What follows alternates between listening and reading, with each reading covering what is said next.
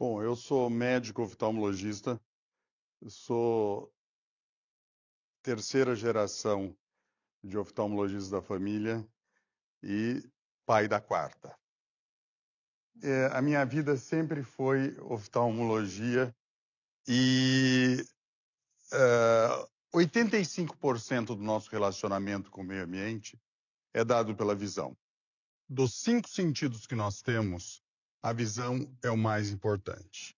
O custo social de um deficiente visual é o maior de todas as outras deficiências, por tudo que vocês sabem. Portanto, hoje que eu vou ser assim um pouco mais proativo. Hoje a nossa população aumentou, nós estamos sobrevivendo mais. Eu, por exemplo, já tenho uns 5 ou 6 pacientes com 3 dígitos de idade e que estão bem. E vocês vão ver que tudo que foi falado aqui também se aplica à visão. Mas a visão ela está muito ligada também a hábitos e ao que nós praticamos. E tivemos uma série de hábitos errôneos no decorrer da nossa vida, que na nossa educação e que praticamos. Principalmente com o excesso do sol, o excesso que nós já tivemos de não conhecermos a radiação ultravioleta e hoje nós mitigamos o que nós aprendemos muito na pandemia com as crianças que por insegurança ou por falta de segurança a gente trancou as crianças em casa, né? Então nós temos uma série de problemas. Então o que eu quero falar mais é como os hábitos da vida impactam a visão e a nossa qualidade de vida, porque qualidade de visão é qualidade de vida. Então, sem dúvida, hoje nós temos um envelhecimento populacional muito grande. E hábitos modernos, alguns têm contribuído para melhorar o nosso envelhecimento e outros não. O impacto direto na saúde ocular, né? Sem dúvida, nós temos o diabetes está aumentando. E nós sabemos que a retinopatia diabética, aquele diabético mal cuidado, é terrível. Quando eu comecei na oftalmologia, há 40 anos atrás, eu sou aluno do professor Flávio. É, é, ele está muito bem, mas...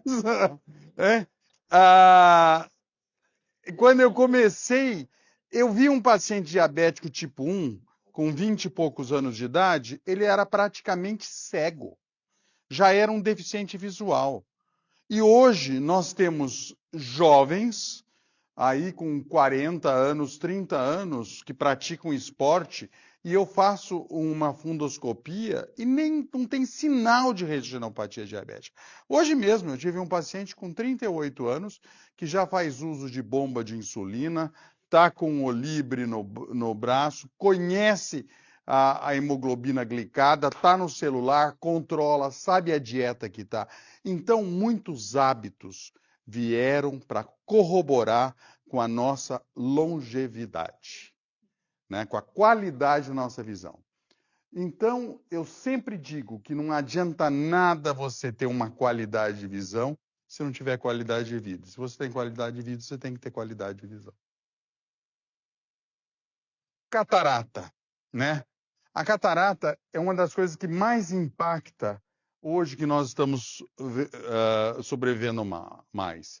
O que é catarata? É o cristalino que está atrás da íris, ficar opaco, como está embaixo, no olho com catarata, e alterar a nossa visão. O que causa a catarata? É envelhecimento, é o tabagismo, é o diabetes e é a radiação ultravioleta.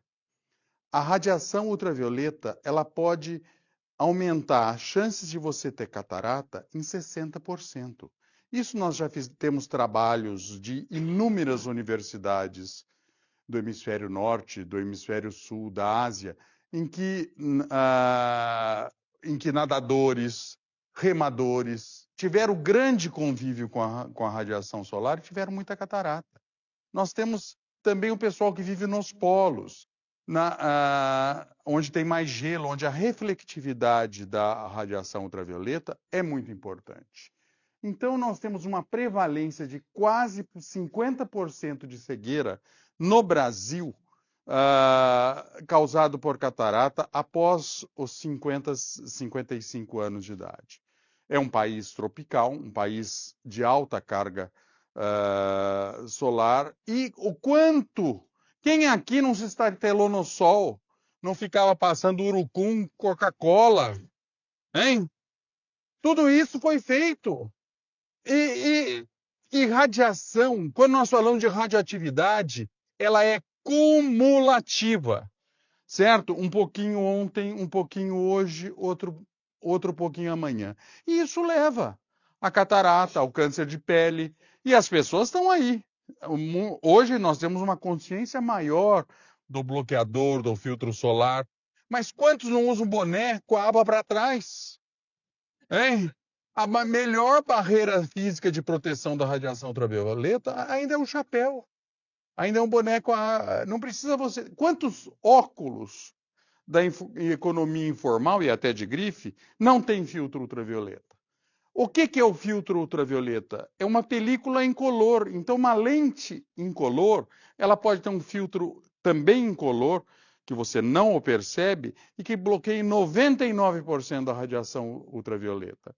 E você pode ter um óculos solar que não tenha, que vai bloquear aí uns 40% só pela coloração da radiação ultravioleta. Então, nós temos que nos ater, e isso, nós não podemos deixar o marketing ser maior que a ciência. E é o que mais a gente tem visto hoje. Tudo que vocês falaram de nutrição, o marketing, os modismos das dietas são marketing maior que a ciência. E hein? Eu vou falar ainda da tela. Então, nós temos a prevenção, que é proteção solar, controle de doenças, acompanhamento médico. Cirurgia. Catarata não tem tratamento, é cirúrgico. Agora, como o míope enxerga? O míope, ele não enxerga a distância e vê perto. Então, o que tem na miopia? Hoje, se você me perguntar se nós temos uma epidemia de miopia, eu não sei se ela está epidêmica hoje, mas ela vai ser epidêmica.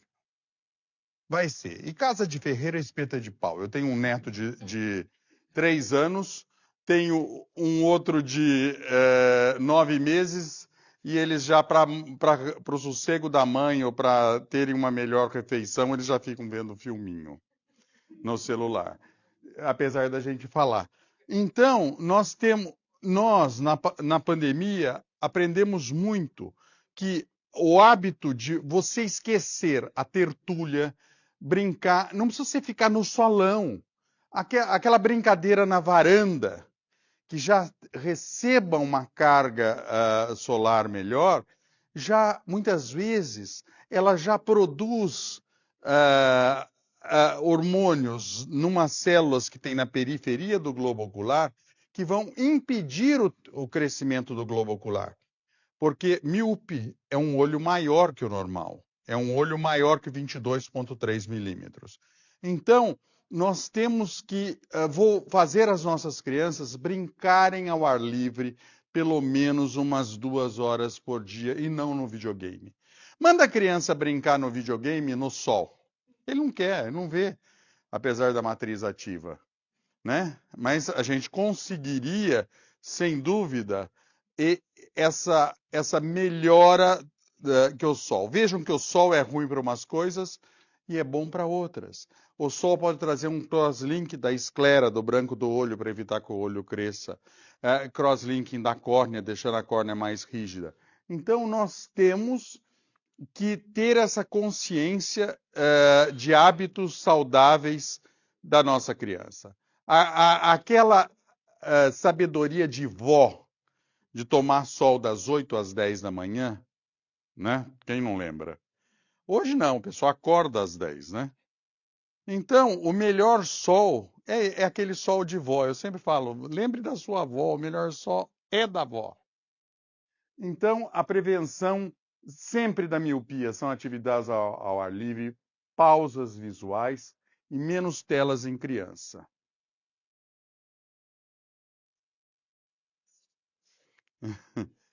O tratamento da miopia é sempre óculos, lentes de contato, a cirurgia refrativa. E nós temos algumas inovações hoje. Nós estamos controlando a miopia, né? Nós agora estamos, eu sou um dos fundadores de uma associação chamada Bracman, Associação Brasileira de Controle da Miopia e Ortoceratologia, em que a gente, quando as crianças são filhas de míopes, e isso é interessante, porque pai míope não quer que o filho seja míope, porque ele sabe o que é ter miopia. Então, ele pega, ele adota, nós temos hoje lentes de contato, temos lentes de óculos, que tem tratamento para fazer uma teoria do difocus, para que esse difocus leve a uma melhora dos hormônios para evitar que o olho, o globo ocular cresça. E temos a ortoceratologia e temos a cirurgia refrativa. Mas isso é quem já tem miopia e é só maior de 21, 22 anos, quando cessa o crescimento, é que nós optamos por cirurgia refrativa para correção. Degeneração macular relacionada à idade, né? Isso é algo que nós estamos também vendo muito, porque as pessoas estão vivendo mais. Elas tomaram sol lá atrás, elas fumaram muito. E o que é a degeneração? É a perda da acuidade visual central. Nós temos no olho, na retina, a mácula, que ela é do tamanho de 1 milímetro quadrado, do tamanho daquele alfinetinho de vó também, prateadinho, sabe aquele lá? A mácula é desse tamanho. E é ali que, se você perder a visão central, você perde 85% da sua visão. O resto da retina, os 360 graus que a retina reveste o globo ocular, são 15% de visão. Então, a degeneração começa com isso, né? Com uma perda, algo borroso, até parece às vezes uma catarata, mas muitas vezes eu opero a catarata e o paciente não tem um bom resultado porque ele já tinha uma retina com degeneração macular. Então, hoje, essa briga que a gente tem para usar o óculos com filtro solar não é só pensando no momento, é pensando em evitar lá aos 75, quando chegarmos aos 75 anos de idade, a gente ter uma qualidade de vida e qualidade de visão. Então, a causa da degeneração macular também é o envelhecimento, genética, tabagismo, dieta pobre em antioxidantes, né? Eu sempre falo para os meus pacientes que têm DMRI, escolha verduras e legumes com o verde mais escuro, certo? Não é o claro, é o escuro que é bom. Não é o alface. A rúcula, agrião. E a prevalência cresce com a longevidade, a prevenção é dieta rica em antioxidantes, né? E evitar sempre o tabagismo, que tem melhorado esse edema, essa doença crônica que leva à retina e à mácula, e tem realmente mostrado, com o tratamento, uma melhora não é uma visão perfeita, mas você já não tem tantos efeitos da perda da visão central como antigamente tinha. E vamos chegar às terapias genéticas e com novos fármacos de liberação. Pode. Qual a diferença entre a mácula seca e a úmida? A úmida, você tem uma proliferação, você tem um edema na região macular. A seca, são vários pontos que você tem drusas, você tem coalescências na retina. E geralmente a úmida, ela afeta mais a região central. E a seca pega um pouco mais a periferia da retina. Hoje nós estamos começando também com tratamentos com luz, com espectro luminoso, para tratar a degeneração macular seca. E o glaucoma, né? O glaucoma é o ladrão sorrateiro da visão, né? Geralmente começa ali aos 45 anos. A briga nossa do oftalmologista é que a consulta oftalmológica feita pelo oftalmologista é a porta de saúde ocular. Porque na consulta não é só eu saber se você está enxergando bem ou mal, se é essa ou é aquela, se é aquilo, se eu vou te dar um óculos de perto. É você também olhar o fundo de olho, o nervo óptico e a pressão intraocular, que é o fator número 1.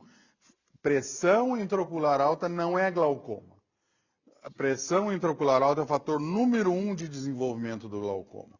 O glaucoma é alteração de campo, você perde a periferia da visão, você tem alterações na papila do nervo óptico e hipertensão ocular.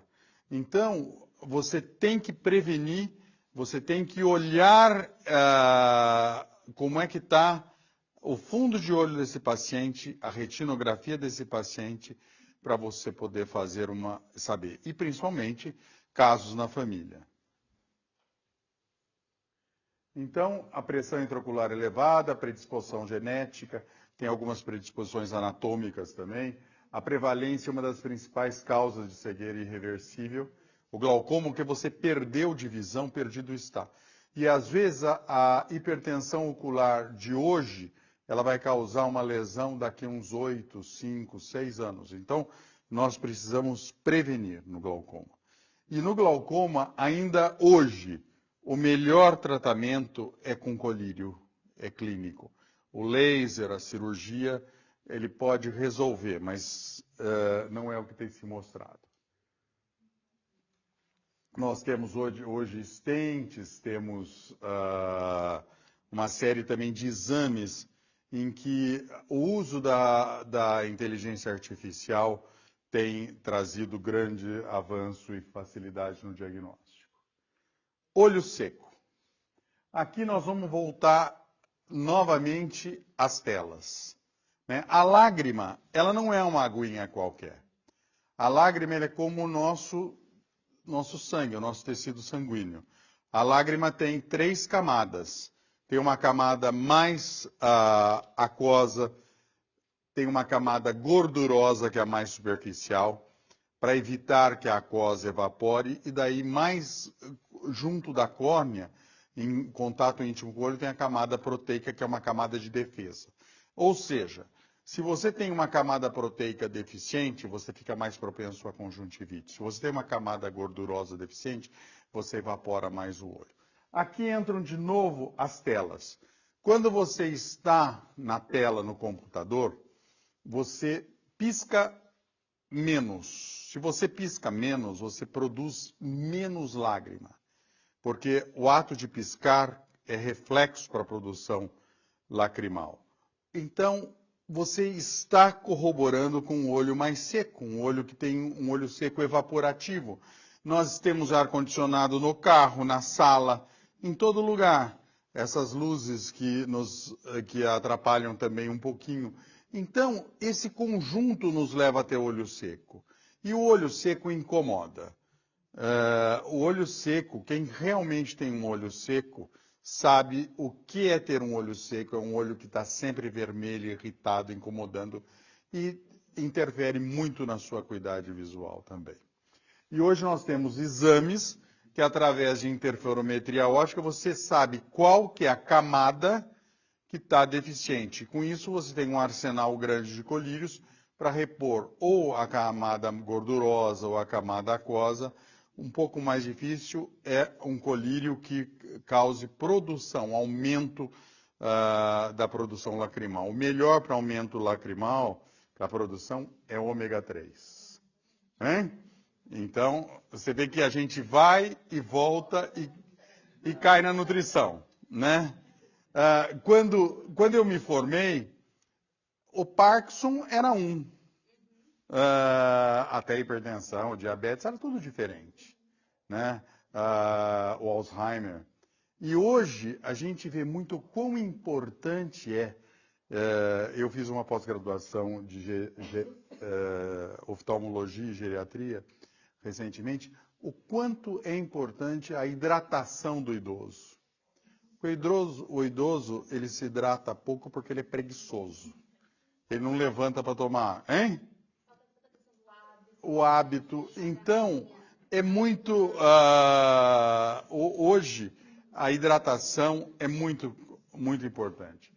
E outra coisa, você precisa ter o hábito de valorizar a sua visão. Eu sempre digo que o computador deviam pôr um app que tivesse um piscômetro, que lembrasse, tocasse um bip lá, e depois de uns 5, 7 minutos você parasse um pouco, olhasse em outra distância e piscasse para você produzir mais lágrima. Você fala computador, mas o celular e televisão também? O celular, eu falo computador por uma questão, acho que de hábito, mas o celular é até pior, porque hoje ficam ali naqueles joguinhos, que é uma tela menor, que te exige uma agudeza visual, uma acuidade visual maior, né, mais atenção, e é pior, porque as pessoas hoje estão usando o celular como um computador, muito mais perto.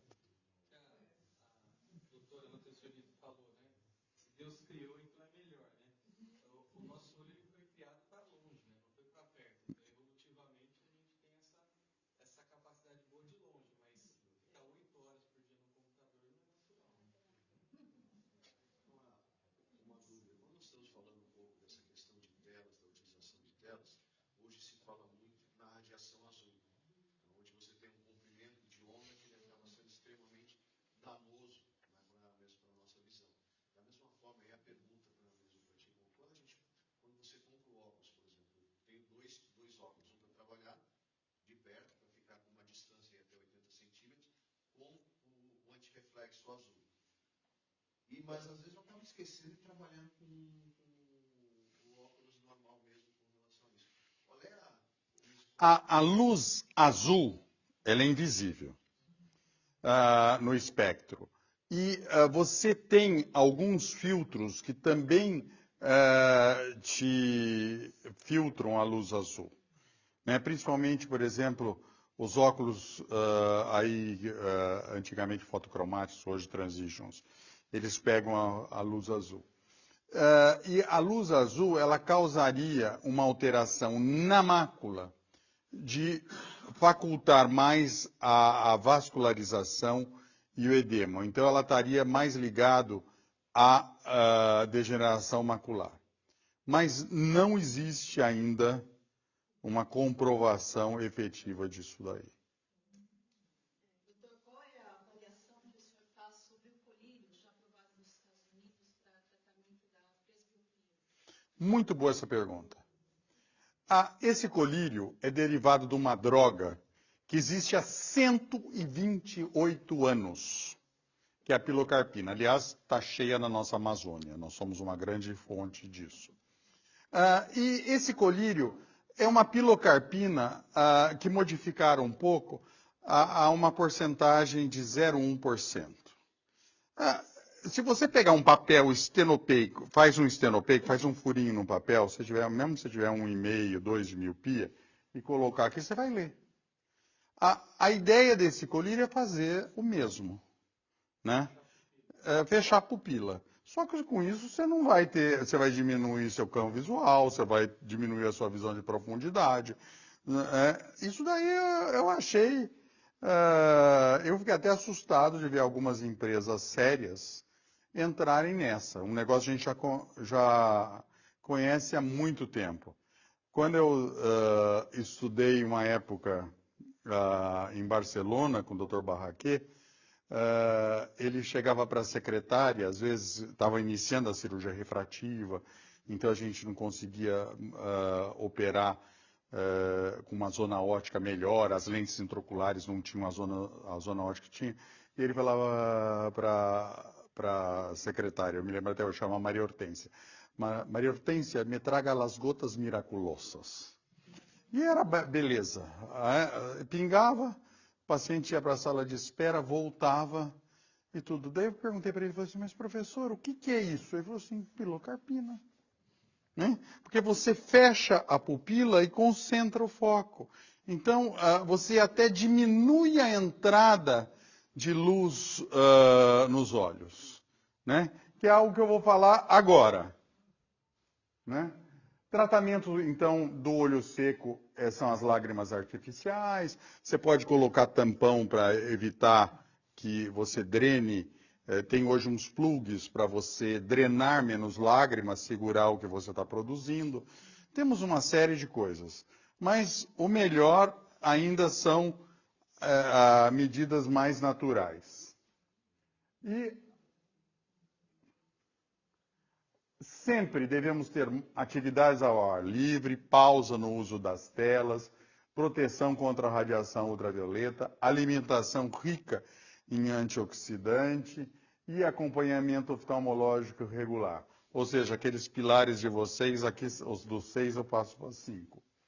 E agora, o que a gente fala muito em catarata são as lentes intraoculares, né? Hoje a gente tira a catarata e implanta uma lente. Eu sempre digo que nós, oftalmologistas, hoje precisamos conhecer as necessidades dos nossos pacientes e ver o que o paciente precisa, como é que aquela córnea é curva, se aquele olho já foi operado de refrativa, como é que é a retina do paciente. Porque hoje nós temos uma série de tecnologias, de inovações, e você não consegue, com uma simples lentinha dessa, resolver todos os problemas que tem, né? Então, nós sabemos que o olho seco é contraindicado para alguns tipos de lentes. Os pacientes que são altos míopes, que têm uma chance de vir a ter um descolamento da retina, precisa de outro. E ainda recentemente, no último congresso de Copenhague, a questão de um mês atrás, houve uma nova classificação de lente, em que hoje nós temos as lentes que colocam mais luz dentro do olho do paciente, as lentes full range, que vão dar uma melhor correção da visão, para corrigir hipermetropia, astigmatismo, miopia com lente intraocular, é algoritmo, isso eles estão bem desenvolvidos. O que nós precisamos é colocar mais luz no olho dos nossos pacientes para que eles tenham uma melhor velocidade de reconhecimento da visão de longe, de meia distância e de perto. E isso vai exatamente contra aquele colírio da miopia que a gente falou há uns segundos atrás. Então, a nossa briga hoje é essa, de nós termos uma melhor tecnologia que nos façam ter uma melhor correção visual. E é algo novo. As lentes intraoculares começaram depois da Segunda Guerra, em 1945, com um oftalmologista inglês, que percebeu que estilhaços de vidro dos aviões da RAF eram inertes no olho. Quando não causavam infecção, ficavam lá. Então ele bolou Harold Ridley de fazer a lente. As primeiras foram feitas de pirex, eram pesadas, e hoje nós temos uma série de materiais aí que tem possibilitado isso e a maneira de você tornear, colocar zona ótica, tudo. Então, a oftalmologia hoje é uma ciência que nos encanta, né? E ela é importante em todas as idades. Desde a criança, porque você não tem diploma, se ela é míope, ela não tiver o óculos antes, né?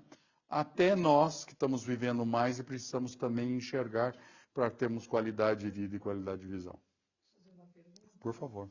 A catarata pode ser operada mais de uma vez ou não? É só Não, eu tiro a catarata e coloco uma lente dessa. O que acontece, que o pessoal fala, que depois de você operar a catarata, você precisa fazer uma limpeza. Nós conseguimos operar a catarata, mas sempre sobra uma ou outra célula que, se a gente tentar matá-las, a gente também acaba atrapalhando as células corneanas, que nós nascemos e morremos com elas, as endoteliais. Então, essas células, muitas vezes, depois de uns 3, 4 anos de cirurgia de catarata, elas se proliferam em cima da lente intraocular ou na membrana que está apoiando a lente. Daí você, com um laser, que já tem desde 1985, você vai lá e faz uma capsulotomia. Você rompe, mas também é uma vez só. Esse negócio de fazer limpeza todo ano de lente não existe porque o olho não tem janela para entrar sujeira, né? Mas está em moda isso também. Então, tem coisas que... Quando nós falamos em laser, a oftalmologia é uma ciência muito cativante, porque o olho, você injeta uma droga, vai lá, você examina e vê o efeito. Hoje, com a tomografia de coerência óptica, você mede a espessura da retina de 200 micras, de 300 micras. Então, nós chegamos realmente no estado da arte com a ciência que a gente tem.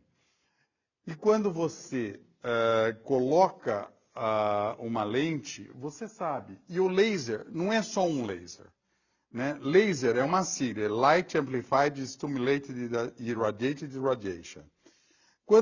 O laser para operar miopia porque aonde ele bate, ele evapora o tecido. O laser para fazer uma catarata secundária é outro, é o IAG, porque ele faz uma fotodisrupção. O laser para fazer a retinopatia diabética é uma fotocoagulação, é de argônio, é calor, né? Ele coagula. E nós temos o laser, que é o de femtosegundo hoje, para fazer o flap, que nós achamos que servia para operar catarata laser e não serve. É um laser de plasma. Ele corre, ele faz borbulhas que se unem e cortam. Então, nós fomos os primeiros a começar a mexer com laser. Inclusive, as laparoscopias começaram na oftalmologia com as vitrectomias. Porque a gente não precisava fazer furinho para ver. A gente punha aqueles instrumentos e olhava o olho. Isso na década de 70.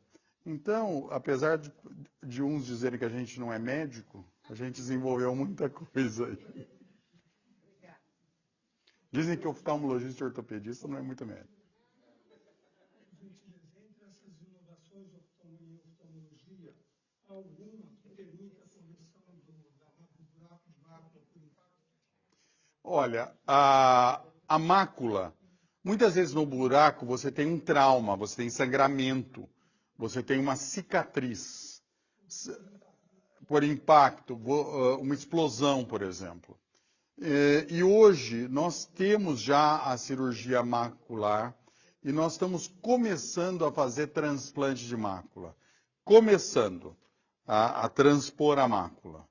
Certo? Você imagine que a mácula é algo da ordem aí de 200 micras de espessura.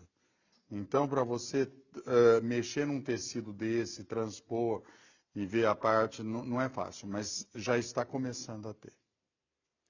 Viu? Doutor, esse final de semana eu estive numa convenção e uma profissional ficou falando que ela estava com um problema na visão e ela nunca teve problema de miopia, astigmatismo, nada. E foi diagnosticada que estava faltando vitaminas no organismo. O que o senhor fala a respeito? É possível. E aí, quais seriam essas vitaminas? Existe vitamina, existe a hipovitaminose que causa problema, e não só no olho. E existem as hipervitaminoses que às vezes são piores que as hipovitaminoses.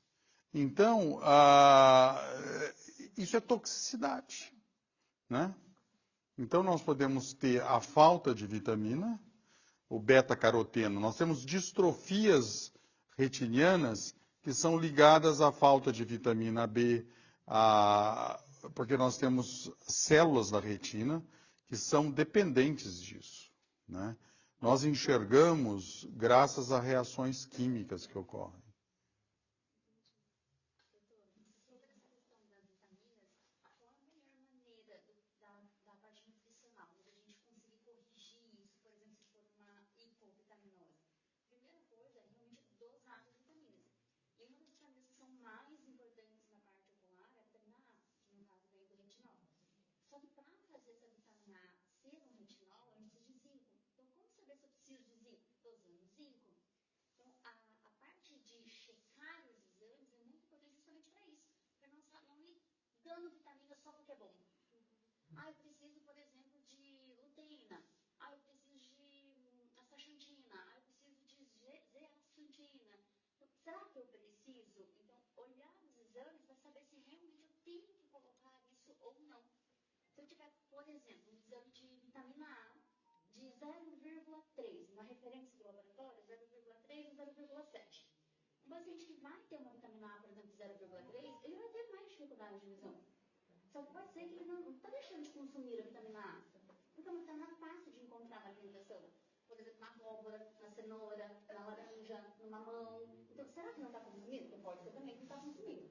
Mas será que não está convertendo esse beta-caroteno em retinol? O grande problema do olho, você imagine uma árvore, que nós temos o tronco, você tem a seiva que circula, e um jacarandá, por exemplo, lá, aquela folhinha pequena, o olho, os vasos são diminutos. Então, você muitas vezes dá medicação, a pessoa faz uso, ela tem absorção, mas não chega onde precisa chegar.